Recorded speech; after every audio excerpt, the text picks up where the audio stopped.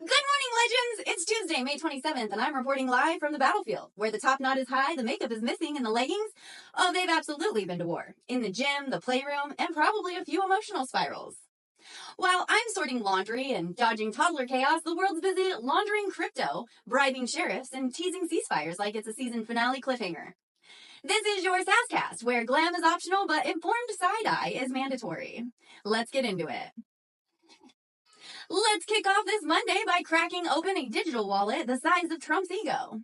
Trump media just announced plans to raise a jaw-dropping $3 billion to go all in on crypto investments. And no, this isn't satire. That's $3 billion in digital monopoly money raised through equity and bond sales to expand the federal Bitcoin reserve and boost the Trump family's crypto empire. Left-leaning sources are calling it ethically dicey, pointing to possible conflicts of interest and shady investor entanglements. Meanwhile, right-leaning outlets are framing it as a bold move from a savvy entrepreneur who just happens to run the government. Center sources are just trying to explain what the hell is going on. It's a wild flex in an already bizarre economic landscape. While most Americans are budgeting eggs and gas, the Trump administration is out here pushing meme coins and holding investor roundtables with laser-eyed Bitcoin bros. And speaking of wild deals with questionable returns, from mining coins to mining ceasefires, let's switch gears from digital currency to diplomatic currency, because over in Gaza, the stakes are far more explosive. A Palestinian official says Hamas has agreed in principle to U.S. proposed ceasefire and hostage deal. The agreement would temporarily halt fighting for 70 days and release 10 hostages in two groups. It's being called a step towards renewed negotiations, but there's a catch.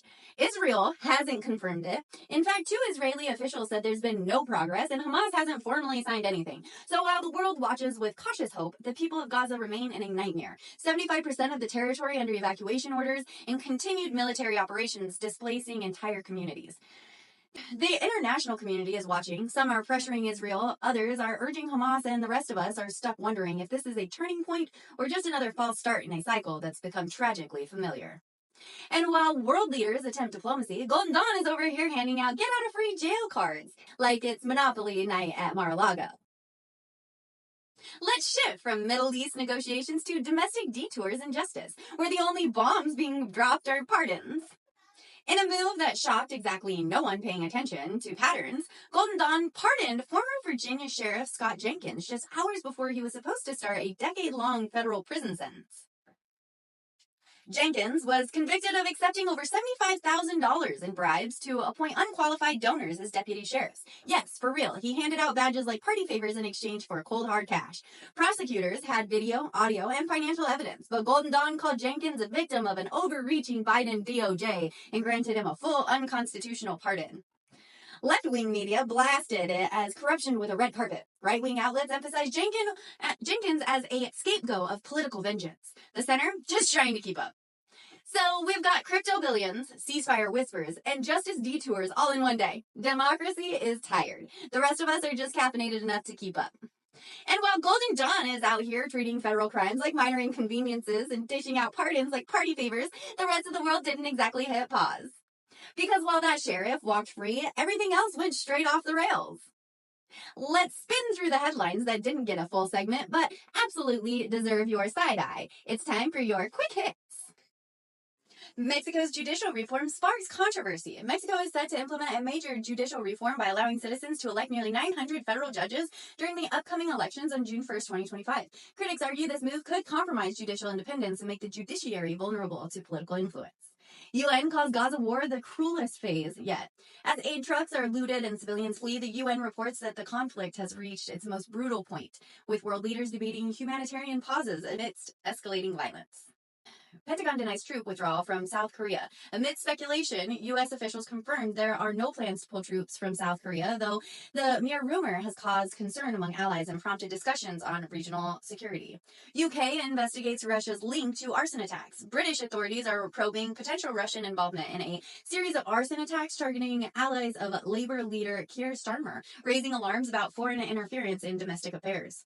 Harvard offers free government courses online. Harvard University is currently currently offering a selection of free online courses aimed at enhancing public understanding of government and civic engagement. These courses cover topics such as U.S. Constitution, public policy, and political institutions. Notable offerings include American government constitutional foundations, U.S. public policies, and social, economic, and foreign policies, citizen politics in America, public opinion, elections, interest groups, and the media, and finally, how to recognize a dictatorship takeover 101. And after all of that, spy satellites, bribe badges, and AI clapbacks, you'd be forgiven for needing a little soul rinse. Because while the headlines scream dysfunction, there are still folks out here showing up, speaking out, and doing the kind of work that doesn't trend, but transforms. Let's land this SassCast with a little dose of hope. It's time for your Tell Me Something Good. Honoring everyday heroes with the Courage Project. In a time when headlines often focus on division and strife, a new initiative is shining a spotlight on the unsung heroes among us. The Courage Project, launched by United Way Worldwide in collaboration with several foundations, is awarding up to $5 million over a year to recognize acts of civic bravery by individuals and nonprofits making significant contributions to their communities. Recipients of the award receive grants up to $50,000, which they can direct to nonprofits of their choice. Notable awardees include United Way of South Sarasota County, recognized for providing legal aid to those in need. Women of Welcome, honored for supporting immigrants and fostering inclusive communities. Educators for Sackett's Harbor, New York, celebrated for mobilizing support for detained students. The initiative not only provides financial support, but also elevates stories of courage and kindness, reminding us of the positive impact individuals can have on their communities. Nominations are open to the public through thecourageproject.org. And that's your Tuesday SassCast, brought to you by strong opinions, sweaty leggings, and the raw audacity of showing up exactly as you are. If you laughed, learned, or needed to pause mid-fold to scream internally, congratulations, you're doing great. Like, follow, smash all the buttons, and drop this in the comments. What story today made you yell, "What the hell," loud enough to scare the kids or the cat? Stay real, stay ready, stay a wrinkle-resistant force of truth. See you tomorrow!